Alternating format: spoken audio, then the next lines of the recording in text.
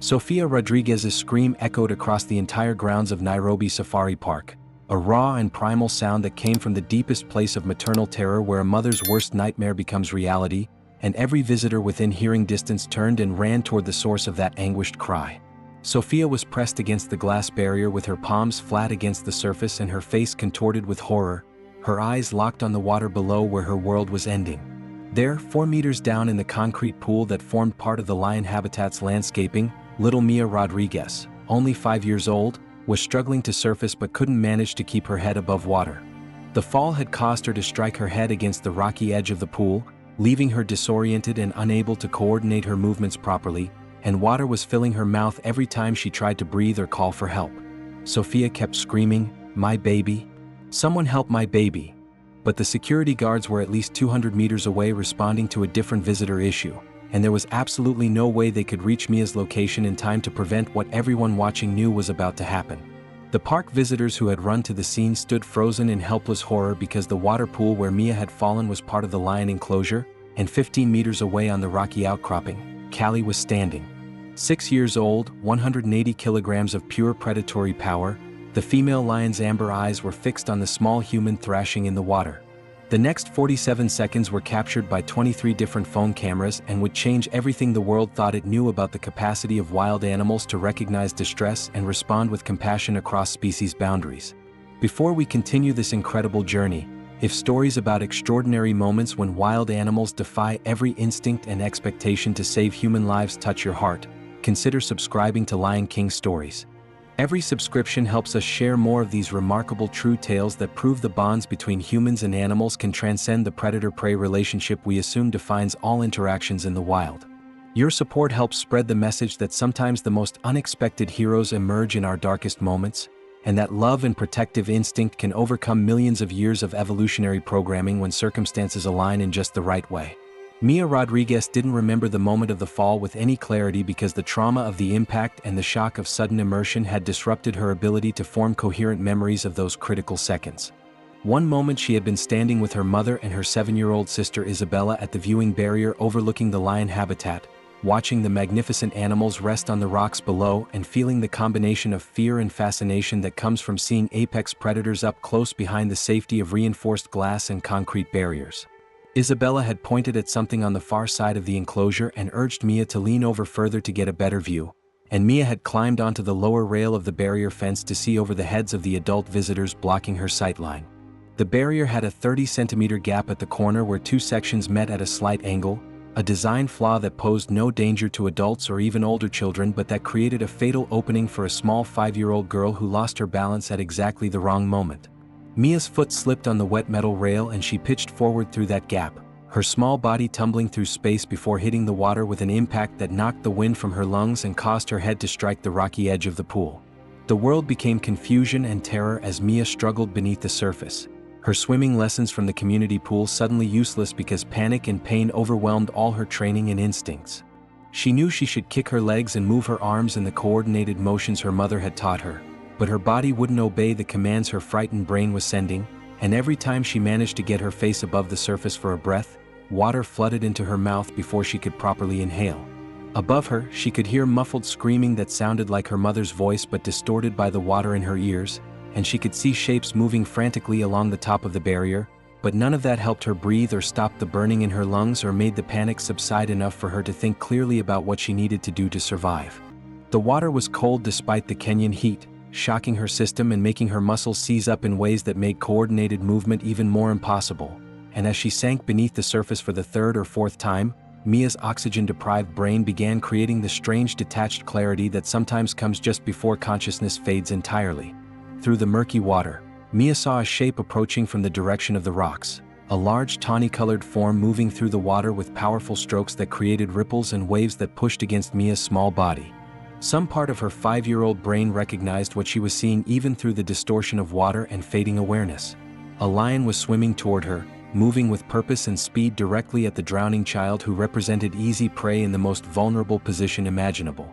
The primitive survival instinct that exists in all humans regardless of age screamed danger, and Mia tried to thrash away from the approaching predator, but her exhausted oxygen-starved muscles could barely respond to the desperate commands her brain was sending. Above the water, Sofia's screaming reached a new pitch of horror as she watched the lion enter the pool and move toward her drowning daughter, because every human instinct and every nature documentary she had ever watched told her that what she was about to witness was her baby being killed by a wild predator while she stood helpless behind a barrier that prevented rescue but provided a perfect view of the tragedy unfolding. Callie had been resting on her favorite rocky outcropping when the small human fell into the water, enjoying the afternoon sun and the relative peace of a day when visitor numbers were moderate and the noise level was tolerable. The splash and the immediate outbreak of human screaming had alerted her to something unusual happening in her territory, and she had risen to investigate what was causing the disturbance. Callie's amber eyes had immediately locked onto the small form thrashing in the water of the decorative pool that the park's designers had installed as part of the habitat's artificial landscape features. And something in the pattern of movement and the pitch of the surrounding human vocalizations triggered a response in Callie's brain that overrode her powerful aversion to water and activated protective instincts that had no logical connection to the situation at hand.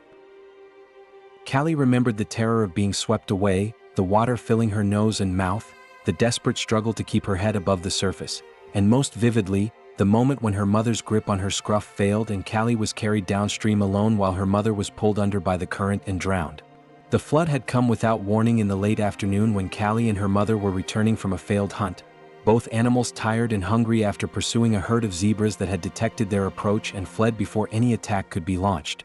The stream they needed to cross to return to their den site had been shallow and calm that morning, perhaps 20 centimeters deep at its center and moving with a gentle current that posed no threat to adult lions or even young cubs. But 6 hours of intense rainfall in the hills above their territory had transformed that peaceful stream into a deadly river, swollen to over a meter deep and moving with enough force to knock even a full-grown lioness off her feet if she wasn't extremely careful about her footing and approach. Callie's mother had approached the crossing point cautiously, clearly sensing that something was different about the water but not fully understanding the extent of the danger because the flooding had occurred upstream and there had been no rain in their immediate area to warn them about changed conditions. She had gripped Callie by the scruff, lifting the 8-month-old cub to carry her across in the standard method that lionesses use to transport young cubs through water or other challenging terrain, and she had stepped into the current with the confidence of an experienced predator who had made this crossing hundreds of times before.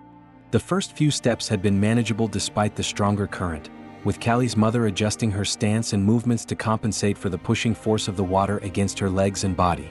But approximately halfway across the stream, perhaps 3 meters from safety on the opposite bank, Callie's mother stepped into a depression in the streambed that had been scoured deeper by the accelerated flow, and the water suddenly rose to her chest level where it created much greater resistance against her forward movement. She stumbled, trying to regain her footing on the unstable rocky bottom, and the current took advantage of that moment of instability to push her sideways and off balance. Callie remembered feeling her mother's grip on her scruff tighten as the adult lioness fought to stay upright, and then there was a sickening moment of free fall as both of them went under the surface, tumbling in the muddy churning water that filled Callie's nose and mouth and eyes with burning sensations that triggered pure panic. The next several minutes existed in Callie's memory as fragmented sensations and images rather than a coherent narrative, because the trauma and the oxygen deprivation had disrupted her brain's ability to form normal sequential memories of the experience. She remembered breaking the surface and gasping for air, remembered seeing her mother's head above water a few meters away, remembered the adult lioness swimming desperately toward her trying to close the distance between them. She remembered her mother reaching her and grabbing her scruff again, remembered the momentary relief and safety of being held by the powerful jaws that had carried her since birth. And then she remembered the moment when something under the water caught her mother's hind leg, a submerged branch or root that trapped the adult lioness and prevented her from continuing to swim or keep her head above the surface, and the desperate thrashing movements that communicated panic and fear before her mother's grip on Callie's scruff loosened and then released entirely as the adult lioness was pulled under by the current and the debris. Callie had been swept downstream alone after that, carried by the flood for what rangers later estimated was approximately 2 kilometers before she managed to catch hold of a partially submerged log that had lodged against a rock formation and created a small area of calmer water where the current was reduced enough for her exhausted muscles to maintain a grip. She had clung to that log for nearly 3 hours, too weak and traumatized to attempt swimming to shore even though the bank was only 5 or 6 meters away, and she had been found by a ranger patrol that was checking for flood damage along the river system. Dr. Omondi had documented over 30 attempts to reduce Callie's water phobia using various therapeutic approaches, including placing her favorite foods at progressively closer distances to water, playing audio recordings of calm water sounds during feeding times to create positive associations, and even using mild sedatives to reduce her anxiety while physically guiding her closer to water sources. None of these interventions had produced any lasting reduction in Callie's fear response, and Dr. Omondi had eventually concluded that the trauma was too deeply embedded in Callie's neural architecture to be modified through standard behavioral therapy techniques. Rangers had found Callie 2 kilometers downstream, barely alive and clinging to a partially submerged log, and they had transported her to Nairobi Safari Park, where she had been raised in captivity after it became clear she couldn't survive alone in the wild at such a young age. The trauma of that flood had left Callie with a profound aversion to water that persisted through her entire development from cub to adult. She avoided the habitat's pool even on the hottest days when the other lions would wade in to cool themselves. She would panic during the rainy season and refuse to leave her shelter even to eat, and if food happened to fall into water, Callie would rather go hungry than retrieve it from even the shallowest depth. Third, her muscles tensed and her posture shifted from relaxed observation to active engagement, suggesting a decision had been made to respond rather than ignore the situation. Fourth, and most remarkably, she shook her head in a sharp side-to-side motion that Dr. Omondi interpreted as a physical manifestation of overcoming resistance or fear, as if Callie was consciously rejecting her aversion to water through an act of will. Then Callie ran toward the pool, her powerful muscles propelling her across the rocks with the explosive speed that made lions such effective hunters, and without any visible hesitation at the water's edge, she launched herself into the pool and began swimming toward the drowning child with strong, purposeful strokes. The security cameras captured the exact moment when Callie entered the water, and the timestamp would later allow investigators to calculate that only 9 seconds elapsed between Mia's impact with the water and Callie's decision to intervene, a response time faster than any human rescue could have achieved given the distances and barriers involved. Several park visitors who had their phones out managed to capture video of Callie's approach to Mia, and these multiple camera angles from different positions around the habitat barrier would later prove crucial in combating the widespread skepticism that emerged when the footage went viral online. Callie reached Mia after swimming approximately 8 meters from the rocky outcropping to where the child had been struggling near the center of the pool, and what happened next was captured in extraordinary detail by a visitor named Michael Chin, who had been recording video of the lions for his wildlife photography blog when the incident began. Michael's footage showed Callie approaching Mia from behind and slightly to the side, moving with clear purpose but without any of the predatory body language that would indicate hunting behavior. When Callie reached Mia, she used her massive head to push the child toward the shallow edge of the pool, using gentle but firm pressure to guide Mia's body through the water in the direction of safety. Mia, who had lost consciousness moments before Callie reached her, floated limply as the lion manipulated her position, and several viewers who later watched the video commented that it looked as if Callie was treating Mia with the same careful gentleness that lionesses use when carrying their own cubs by the scruff. The rescue sequence that Michael Chen captured on video would later be analyzed frame by multiple animal behavior specialists who sought to understand exactly what Callie had done and how she had made the split-second decisions that guided her actions during those critical 47 seconds. Behavioral experts who analyzed this footage noted several remarkable details about Callie's technique that suggested sophisticated problem-solving and fine motor control that exceeded what most people assumed lions were capable of demonstrating. First, Callie adjusted the force and angle of her pushing based on Mia's response and position, sometimes applying more pressure when the child's body was drifting off course and sometimes reducing pressure when Mia was moving in the desired direction under her own residual momentum. This transition from pushing from behind to supporting from below happened within 2 seconds and suggested that Callie was continuously monitoring Mia's condition and adjusting her rescue strategy based on real-time feedback about what was working and what needed to change. At timestamp 0:37, Callie succeeds in guiding Mia into the shallow area where the pool depth was less than 50 centimeters, shallow enough that park staff could safely enter the water without risk of drowning and could reach Mia without having to swim into the deeper sections where Callie still had unrestricted movement. At timestamp 0:47, Daniel reaches Mia and begins pulling her toward the pool's edge where additional staff and emergency medical personnel are waiting with equipment and supplies, and Callie uses this moment to begin her own exit from the water, climbing out at a different location and immediately beginning the vigorous shaking behavior that cats use to remove water from their fur.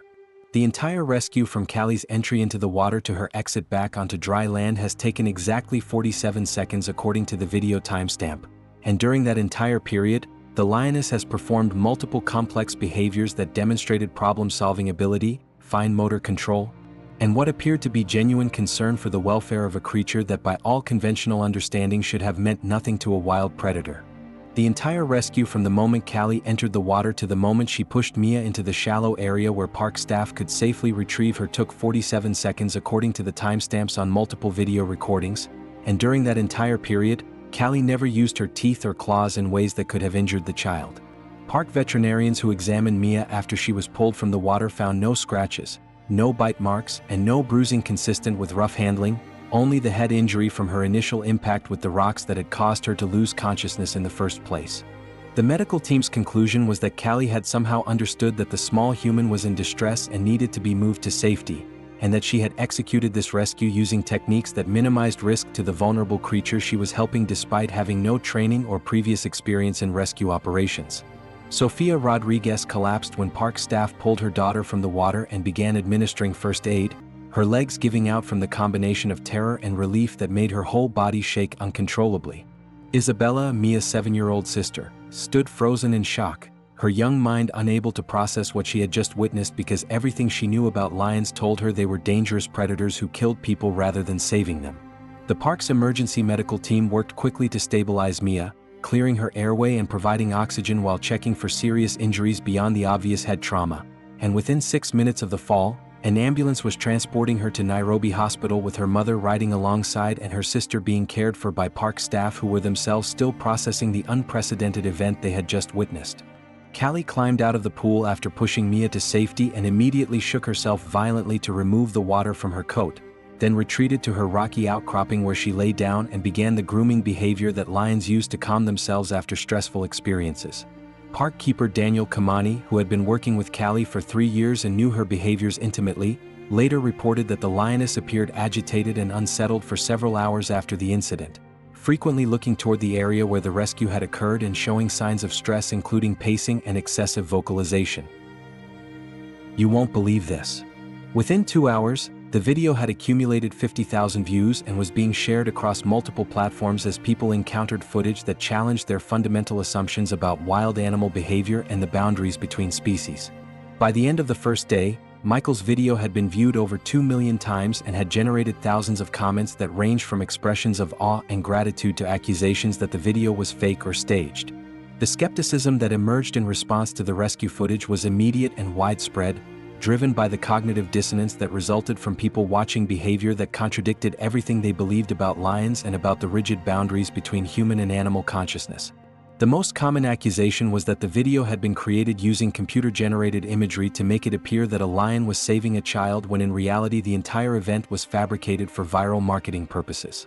Skeptics pointed to several aspects of the footage that they claimed proved it was fake. The lighting conditions were too perfect, suggesting professional cinematography rather than amateur phone video. Callie's movements appeared too deliberate and purposeful to be genuine animal behavior, and the premise itself was too implausible to be real because lions simply did not save drowning humans regardless of circumstances. The comment sections beneath viral posts of the rescue video became battlegrounds where believers and skeptics argued with increasing hostility about the authenticity of what the footage showed and about the broader implications for how humans understood animal consciousness and behavior. One of the most liked skeptical comments, posted by a user named @WildlifeTruthSeeker and receiving over 48,000 likes, read, "This is obvious CGI. Look at the water physics around the lion at timestamp 0:23, completely unrealistic movement that proves digital manipulation. Also convenient that 23 people just happened to be filming at the exact moment? This is a viral marketing campaign for the safari park, nothing more. Wake up people." This comment spawned over 3,000 replies, with roughly half agreeing with the skeptical analysis and half arguing that multiple independent video sources from different angles made CGI fabrication effectively impossible. Another popular skeptical position, articulated in a comment that received 32,000 likes from user @AnimalBehaviorRealist, argued, "I'm a zoologist with 15 years studying big cats and I can tell you with absolute certainty that lions do not behave this way. This animal is clearly trained and the whole scenario was staged with a child actor. The rescue movements are too controlled and too purposeful to be spontaneous wild animal behavior. Real lions would either ignore a drowning human or see it as vulnerable prey. This is an insult to actual wildlife science and everyone sharing this fake video should be ashamed. This comment generated particularly heated responses from people who questioned whether the commenter was actually a zoologist and whether professional credentials automatically made someone correct about unprecedented observations that fell outside normal experience and documentation. The believers in the video's authenticity mounted their defense using multiple types of evidence and argumentation, with some focusing on the technical impossibility of faking footage from 23 independent sources that all showed the same event from different angles with consistent timing and lighting. A comment from a video forensics expert that received 27,000 likes stated, "As someone who actually works in visual effects and CGI, I can confirm this footage shows zero signs of digital manipulation. The water physics are completely realistic, the lighting is consistent across all camera angles, and the compression artifacts are exactly what you'd expect from phone cameras." Creating fake footage this convincing from 23 different sources would cost millions of dollars and require coordinating dozens of independent witnesses to all tell the same lie. We have documented examples of dolphins saving drowning humans, dogs rescuing people from burning buildings, and countless cases of animals showing apparent empathy across species boundaries. The idea that a captive lion who has lived around humans for 6 years couldn't possibly recognize a child in distress and respond with helping behavior says more about our limited imagination than about actual animal capabilities. This video challenges our assumptions, which is uncomfortable, but that doesn't make it fake. The safari park's official statement 3 days after the incident attempted to address the skepticism head-on by providing multiple forms of corroborating evidence that the rescue had been genuine and unplanned. The statement included security camera footage from 8 different cameras positioned around the lion habitat that had captured the incident from angles not available to public visitors, showing the same rescue sequence that Michael Chen and other visitors had filmed but from positions that would have been impossible to access if the event had been staged. The park also released veterinary records documenting Callie's 6-year history of water phobia, arguing that suggesting they had somehow trained this particular lion to perform water rescues contradicted extensive documentation of her refusing to go near water under any circumstances prior to the incident with Mia. Additionally, the park provided signed statements from 17 different staff members who had witnessed either the rescue itself or its immediate aftermath, including paramedics, security guards, animal keepers, and veterinary staff who had no reason to participate in any hoax and whose professional reputations would be destroyed if they were discovered to have been lying about such a serious incident. The park's director, Catherine Mwangi, held a press conference where she addressed the skepticism with visible frustration, stating, "I understand that what happened challenges people's beliefs about animals, but the suggestion that we would stage a child drowning as a publicity stunt is not only false but deeply offensive. We are professionals dedicated to animal welfare and human safety. The idea that we would put a 5-year-old child in mortal danger to create a viral video is absurd and frankly insulting to everyone who works here." Despite this comprehensive official response that included multiple forms of evidence and testimony, significant skepticism persisted in certain online communities where the belief that the rescue was staged or fabricated became almost a matter of tribal identity rather than rational analysis of evidence. Sofia's emotional state during this period was fragile and volatile, oscillating between profound gratitude toward Callie for saving her daughter's life and frustrated anger toward the millions of internet strangers who were accusing her of fabricating the entire event for attention or money. She gave several interviews to reputable news outlets hoping to set the record straight, providing hospital records documenting Mia's injuries and testimony from the dozens of witnesses who had been present at the safari park. But each new interview seemed only to generate more skepticism from people who were convinced that any evidence Sofia provided must also be fabricated. Catherine emphasized that the park had no financial incentive to stage such an event, that using a child in such a dangerous stunt would constitute criminal child endangerment, and that the suggestion that her staff would participate in such a scheme was insulting to professionals who dedicated their careers to animal welfare and public safety. Despite this official response from the safari park, the skepticism persisted and even intensified as the video continued to spread across social media platforms and accumulate views that eventually exceeded 10 million. Animal behavior experts who were interviewed by news organizations found themselves divided, with some arguing that Callie's behavior fit within the range of documented maternal responses that could occasionally extend across species boundaries, while others maintained that the specific details of the rescue suggested deliberate problem-solving and empathy that exceeded what current scientific understanding attributed to lion cognition. The debate became increasingly polarized, with one side arguing that skepticism about the video reflected human arrogance and unwillingness to acknowledge animal intelligence and emotional capacity, while the other side contended that accepting the video as genuine required abandoning rational standards of evidence in favor of wishful thinking about animal consciousness. Mia recovered from her physical injuries within 2 weeks, with the head trauma healing without apparent long-term complications and the psychological impact of the drowning being addressed through child-appropriate counseling that helped her process the terrifying experience. But despite her young age, Mia seemed to understand at some level that something extraordinary had happened to her, and she frequently asked her mother about the nice lion who helped me, and expressed a desire to say thank you to Callie for saving her life. Sofia initially dismissed these requests as the imaginative play of a 5-year-old who didn't fully understand the seriousness of what had occurred, but as Mia's requests became more persistent and more specific, Sofia began to consider whether allowing her daughter to return to the safari park might provide some kind of closure or healing for both Mia and for the family as a whole. 3 months after the rescue, Sofia contacted Nairobi Safari Park to inquire about the possibility of a controlled visit that would allow Mia to see Callie again under safe supervised conditions. The park's initial response was hesitant because the staff were understandably concerned about the safety implications of bringing a small child into close proximity with the lion who had saved her, regardless of how miraculous that original rescue had been. The park's communications team also made the decision to document the reunion with professional photography and videography equipment, both to create a record of the encounter for scientific analysis and to provide definitive proof to the skeptics who continued to insist that the original rescue had been staged or fabricated. The date was set for a Sunday morning when the park would normally be closed to general visitors, ensuring that the reunion could occur without crowds or distractions that might influence Callie's behavior or compromise Mia's safety. The morning of the reunion, Sofia dressed Mia in the same pink jacket and white shoes she had been wearing on the day of the rescue, hoping that familiar visual cues might help Callie recognize the child she had saved 3 months earlier. Mia was excited rather than frightened, showing none of the trauma responses that child psychologists had warned might emerge when returning to the location of her near-death experience, and she chattered constantly during the drive to the safari park about how she was going to thank the nice lion and maybe give her a present to show appreciation.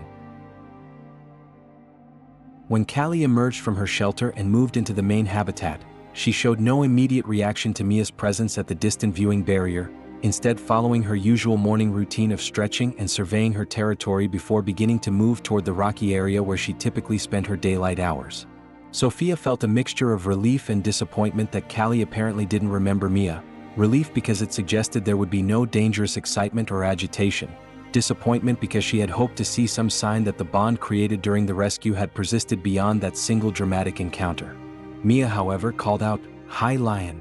It's me," in her high, clear 5-year-old voice, and what happened next silenced every skeptic who had dismissed the original rescue as impossible or fabricated. Callie stopped moving the instant she heard Mia's voice, her entire body going rigid with an attentiveness that every observer recognized as acute focus on a specific stimulus. She turned her massive head toward the viewing barrier where Mia stood waving, and for several seconds she remained completely still, apparently processing what she was seeing and hearing. Dr. Omondi, who was watching through binoculars from the observation station, later reported that he could see Callie's nostrils flaring as she scented the air, clearly trying to gather olfactory information that might confirm or contradict what her eyes and ears were telling her about the small human at the barrier. The moment of recognition appeared to occur approximately 10 seconds after Mia called out, marked by a visible shift in Callie's body language from attentive assessment to active engagement. Her ears, which had been pointed forward in a neutral listening position, rotated slightly, and her tail, which had been hanging relaxed, began a slow side-to-side movement that animal behaviorists recognize as indicating positive emotional arousal in big cats. Most dramatically, Callie made a vocalization that Dr. Omondi immediately identified as significant, a low-frequency rumbling sound that lionesses typically reserve for greeting familiar pride members after periods of separation, a sound that adult lions do not make toward strangers or toward humans they don't know.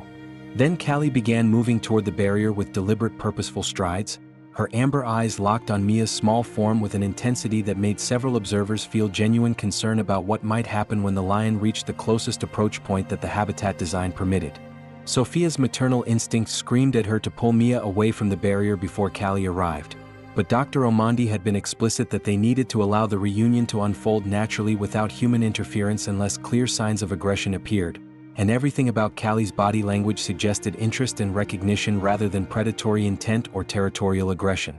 When Callie reached the barrier, approximately 3 meters from where Mia stood pressed against the glass, She sat down in a deliberate controlled movement that brought her head to roughly the same height as the child's, creating a position that felt less intimidating and more conducive to the kind of face-to-face interaction that social animals use when reconnecting with familiar individuals. She maintained eye contact with Mia for several seconds, and then she made that rumbling greeting vocalization again, louder this time and sustained for nearly 5 seconds in what Dr. Omondi later described as one of the clearest examples of directed communication toward a specific individual that he had ever witnessed in his 23 years working with captive lions. Mia responded to Callie's vocalization by pressing her hands against the glass barrier and saying, "I remember you. You saved me from the water. Thank you, nice lion," in the unself-conscious way that 5-year-olds speak to animals without any doubt that the animals understand them. And Callie responded by pressing her own massive paw against the glass directly opposite Mia's small hand, creating an image that the park's photographer captured in a shot that would eventually be featured in newspapers and magazines around the world as the defining visual representation of the extraordinary bond between this child and this lion. The paw-to-hand contact continued for nearly a minute, with both Mia and Callie remaining motionless in that position while every human observer felt the hair on their arms stand up in recognition that something profound and unprecedented was occurring. Sofia, watching this interaction from 2 meters away, found herself crying without fully understanding why the tears were coming, experiencing a complex emotional response that combined gratitude for her daughter's life being saved, awe at witnessing communication across a species boundary that should have been absolute, and something deeper that she couldn't quite name but that felt like recognition of a truth about consciousness and connection that her culture and education had taught her to deny. Dr. Omondi was recording detailed notes about every aspect of Callie's behavior, but he later admitted that he too had been moved by the paw-to-hand contact in ways that transcended scientific observation and touched something more fundamental about what it meant to witness genuine recognition and affection between radically different kinds of minds. After the initial paw contact ended, Callie began a behavior that Dr. Omondi immediately recognized as social grooming intention, where she licked the glass barrier at the position where Mia's hand was pressed on the opposite side, making the kind of grooming movements that lionesses use when caring for cubs or reinforcing social bonds with pride members. Mia giggled at this display and said, "That tickles even though I can't feel it," and pressed her face against the glass in an instinctive movement toward the source of positive attention. Callie responded by licking the glass where Mia's face was pressed, creating another image of connection across the barrier that separated them, and for several minutes this interaction continued with Mia moving her hands and face to different positions on the glass and Callie following those movements with her own paw and tongue in what looked unmistakably like play and social bonding.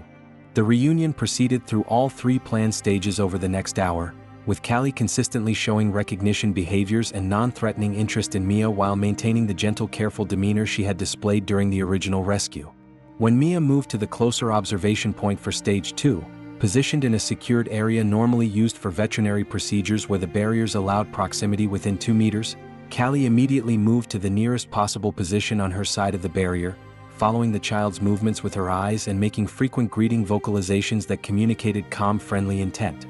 During this second stage, which lasted approximately 20 minutes, Callie lay down in a relaxed position that maximized her body's contact with the barrier surface, pressing her side against the reinforced glass as if trying to get as close to Mia as the physical structure would permit.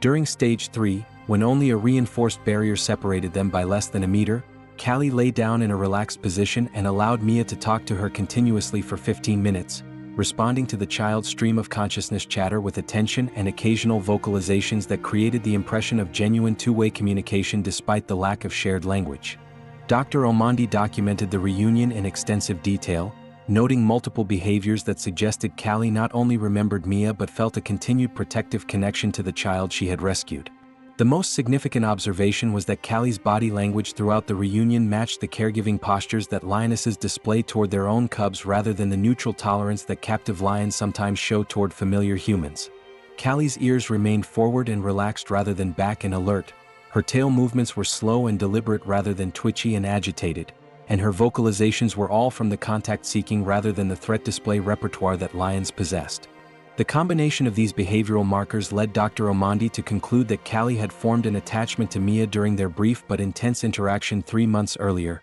and that this attachment had persisted despite the lack of any contact or reinforcement during the intervening period.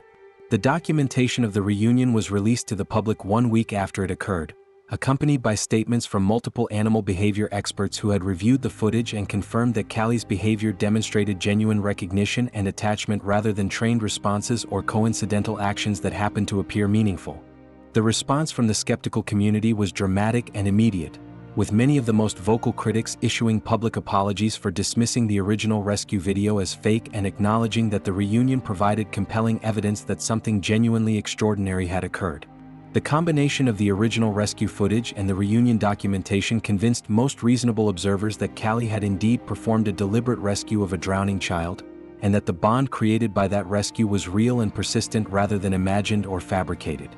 The scientific community's response to the documented evidence was more measured but equally significant, with researchers from multiple institutions requesting access to the safari park's complete records and video archives for analysis and publication. Several academic papers were eventually published examining different aspects of Callie's behavior, with titles like Cross-Species Rescue Behavior in Captive Lions, a Case Study, and Evidence of Persistent Attachment Formation between Panthera leo and Human Child Following Water Rescue. These papers approached the incident from different theoretical frameworks, but all agreed that the documented behaviors represented something unexpected and important that challenged existing models of animal cognition and empathy.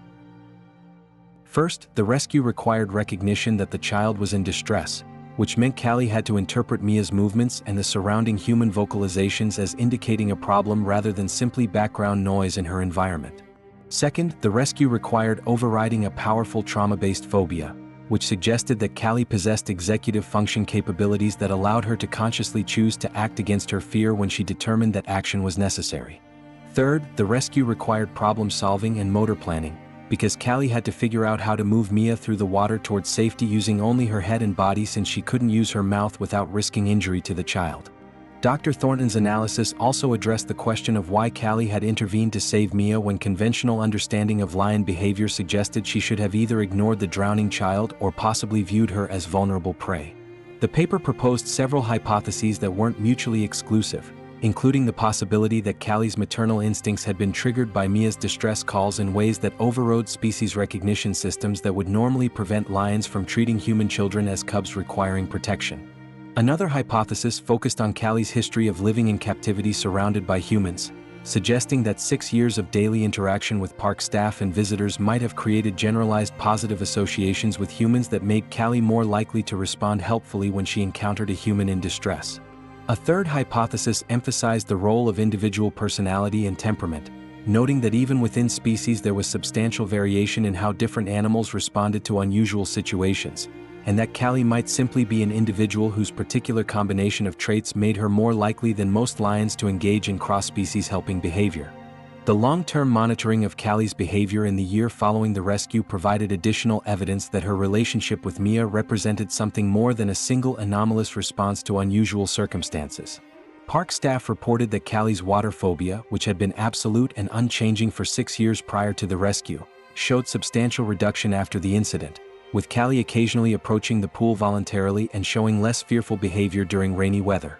Dr. Omondi interpreted this change as evidence that the rescue experience had somehow recalibrated Callie's fear response to water, possibly because the positive outcome of saving Mia had created new associations that partially overrode the traumatic memories from the flooding incident that killed her mother. The fact that confronting her greatest fear in service of saving a life had led to therapeutic benefits for Callie herself struck many observers as particularly poignant and suggested that the rescue had been meaningful for the lion as well as for the child. Additionally, Callie showed consistent changes in how she responded to young children who visited the park, with keepers noting that she would move toward viewing barriers when she heard children's voices and would often position herself close to the glass when families with young children were present. This behavior was specific to children and did not extend to adult visitors, suggesting that something about Mia's rescue had created or activated a generalized protective orientation toward young humans that persisted beyond the specific individual she had saved. On 3 separate occasions in the 6 months following the reunion, park staff observed Callie displaying what appeared to be protective responses when toddlers near the viewing barrier fell or cried, with the lion moving quickly toward the sound and positioning herself as if monitoring the situation to ensure the child was okay. These observations supported the hypothesis that Callie had formed a category-level understanding of human children as vulnerable individuals requiring protection, rather than simply remembering one specific child she had interacted with on 2 occasions. The reunion between Callie and Mia was documented and scheduled to be repeated every 6 months as part of the ongoing research into their relationship, with the expectation that tracking this bond over multiple years would provide unique insights into animal memory, attachment formation, and cross-species social cognition. The second reunion, which occurred 6 months after the first, showed that Callie's recognition of an attachment to Mia remained strong despite the long interval between interactions, with the lion responding to Mia's voice and presence with the same greeting vocalizations and contact-seeking behaviors that had characterized the first reunion. Mia, now 6 years old and more verbally sophisticated than she had been at 5, spoke to Callie extensively during the second reunion, telling the lion about school and friends and explicitly expressing gratitude for being saved. And although Callie couldn't understand the specific content of Mia's words, the tone and emotional quality of the communication appeared to create positive responses that reinforced the bond between them. If this story moved you, if it challenged your assumptions about the boundaries between human and animal consciousness and made you consider the possibility that wild animals are capable of empathy and recognition that transcends simple survival instincts, we would be honored if you would share your thoughts and reactions in the comments below. Have you ever witnessed unexpected compassion from an animal that challenged your beliefs about what animals are capable of understanding and feeling? Have you ever experienced a moment where an animal seemed to recognize your distress and respond with help rather than indifference?